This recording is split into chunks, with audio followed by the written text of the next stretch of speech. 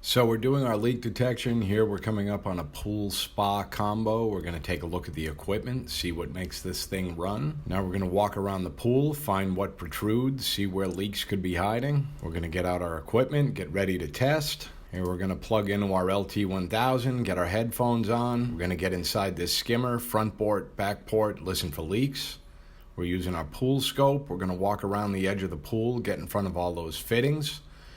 We're going to listen around this light, making our circle motion. We're going to listen in and out at the center of the light, listening for leaks in the niche, listening in the conduit. Here we're going to drop and drag, get up on top of that main drain, listening for leaks.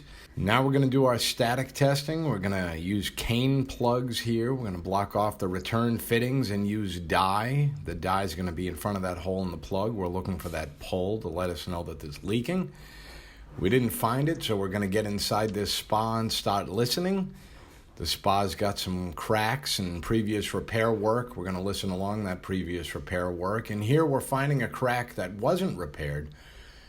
Ultimately, the leak we're going to find here doing our dye testing was being pulled slightly inside of a small crack inside of the spa, which was enough to make that leak. Now we're going to submit our report. We'll put in a bid for the repair. Pretty sure we're going to get the job.